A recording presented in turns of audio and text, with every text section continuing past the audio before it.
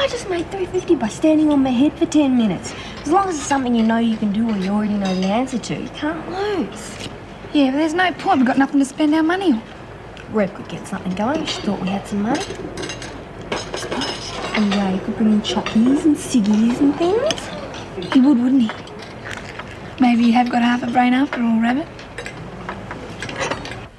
Well, the world record attempt has certainly put us in the public eye.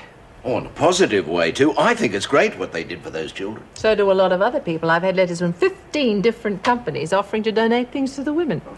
Some of them will come in handy, but I don't quite know what I'm going to do with a gross of corn pads. Well, this is the one that'll interest you. One of the big nurseries is offering seedlings. Vegetables? Yes, but they're fresh out of aubergines. Oh, bad luck. They're dropping them in tomorrow. I wonder if they'd mind if I went over and picked them up myself after I finish here. Shouldn't think so. That way I can have them in time for this afternoon's session. Good to get them in straight away if we can. Yes, all right. Well, I'll give them a call and let them know you're coming. Oh, thanks, Mrs. Reynolds. Stan, that dryer you fixed yesterday. Oh, yes, quite a simple job, really. Perhaps, but it seems to have broken down again. It couldn't have. I double-checked it. Are you sure you didn't miss anything? Quite sure. That dryer has a mind of its own. I'll have another look at it after I finish here. Right, Stan. Hey, you lot, my dad showed me this great match trick this morning. Bet you none of you can figure it out. Give it a rest, Marlene. I'll make it worth your while. Yeah, like fleecing us again. What, you all chicken or something? Go on, it's real easy. Oh, I can never work those puzzle things out. Well, there's a buck in it for the first person that can. And I'll give you 5 minutes to think about it, too. And what if no one gets it? You all give me 50 cents. Come on, Myra, be a bit of fun. Okay, what have we got to do? Put in your money first, then I'll tell you how it goes. Right, I'll be a bunny. Come on. Yeah, me too. You better be easy. You've all got to take 9 matches, right? 9. Make sure you got 9. 6, 7, 8, 6. Okay? Okay. And you got to turn them into 10. Oh, that's easy. Without breaking any. What the Mum? Why can't I play? Well, this is bloody stupid. Come on, I figured it out. 8. No, you got me. Oh. That'll be a buck, Warren. Took me half a bloody hour to figure that out. Yeah. Good afternoon, ladies. Oh, Stan. Mrs. Reynolds tells me the dryer's broken down again. Yes, it wouldn't start when we got back from lunch. It was fine this morning. It should still be.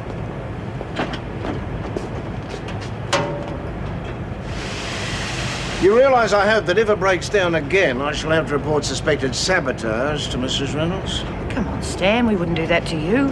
Maybe you didn't fix it right the first time. Shove it, Kelly. I reckon old Dobson's going to find himself back on the pension before too much longer.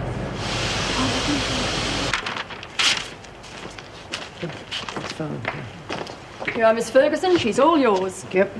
All right, Davies, stand on the white line. Miss Ferguson, could I possibly make a phone call to my husband, please? She's been asking that ever since we left the station. No, I'm sorry, there'll be no phone calls without the governor say-so.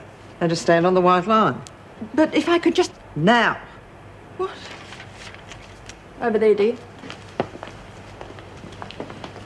Now just answer yes or no. Your name is Karen Adele Davies, is that correct? Yes. You've been sentenced to 2 years' imprisonment. The charges being misappropriation of funds and obtaining financial advantage by deception. Oh, things are going rugged round here. I just ran into Mrs. Morris in the staff room. She started yelling her head off at me for no reason. I thought she was going to put me on a charge or something. What for? Well, she doesn't really need a reason at the moment, does she? She'd bawl me out or what? Yeah, she hasn't been herself lately, that's for sure. Well, with that bruise she's got on her cheek, no wonder. Must have had an accident. Good, it's nearly as bad as the one I got when I fell in the shower that time. Which cheek was your bruise on, Sparrow? Rude bugger. Reckon we would have heard if she pranked a car or something. There's no reason you'd want to keep that a secret.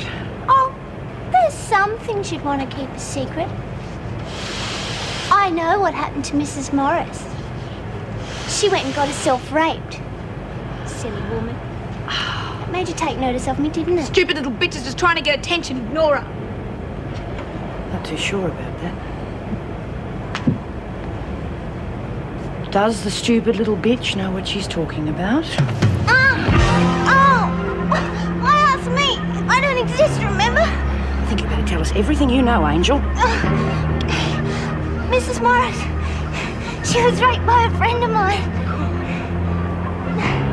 You set her up. You set her up to be raped. What's the big deal? What sort of animal are you? She's just a screw. What's the matter with all you? Maybe I ought to set you up, see how you like it, you rotten bitch. I'll show you. You're all so high and mighty. I'll get you for what you've done to me.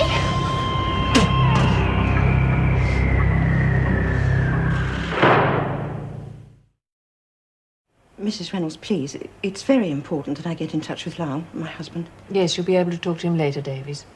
But he'll be so worried. He hasn't seen me since he phoned several times this afternoon to see if you'd arrive, and I've already told him that you have. It's too late for visits now, but he asked me to tell you that he's fine and he'll be in touch with you soon. Oh, please, if I could just have a few words with him, just to tell him I'm all right. I've already assured him that you're being looked after. He's got nothing to worry about. Yes, but if he heard it from me... He's not available at the moment. He has a business appointment. You'll be able to talk to him tomorrow. Thank you. Miss Ferguson's explained the rules to you? Good. Now, you'll be sharing with Pixie Mason. I can't see the two of you having any problems. Any questions you'd like to ask? This is the first time that Lyle and I have ever been separated. Well, this one better not be as tricky as the other one. Just plain old common sense, Dot. Okay, now this guy hires another guy to come and work for him. Well, what's he working as? Doesn't matter. And he agrees to pay him 1 gold bar at the end of 3 days' work. But the worker wants to be paid at the end of each day. Well, I don't blame him. You can't trust anybody these days. No. Now, the boss goes along with this, but he's got a problem. You see, you can't cut the gold bar more than once. Why? Because you just can't, that's why. Okay, so the boss has figured out finally how to do it. He pays him at the end of each day and everybody's happy. Well, what's the question?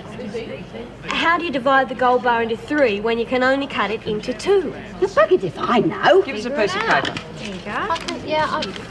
Thanks, pencil. What are you folding that for? You can't fold a gold bar. You can if it's skinny enough. This one's 4 inches thick, you thickhead. I'll give up. Well, why didn't he use proper money in the first place? Then he wouldn't have this problem. It's a trick question, Pixie. Oh, go on, tell us. Everybody give up. Hang on. Yeah. Probably the boss cut off a third and paid him for the first day's work, right? Yeah. Then he took that back as change when he gave him the 2/3 the next day. And then he just gave the last bit to him on the last day. Good one. Good, eh? Well, talk about a bloody trick question. Yeah, you're a bloody rip-off merchant, Warren. You're just jealous because you don't know the answers, thickhead. What do you reckon, Myra? Sounded fair to me. Okay, come on, everybody, cough up. 20 cents. Oh. Come on. Hey, Pix, I saw this new chick moving into your dorm today. She was unpacking her stuff. Did she seem like a nice I person? don't know, I only saw her back. Well, I think I might just go and see how she's settling in, eh? Yeah. Yes, get a few goodies out of her, eh? Oh. Come on, you lot.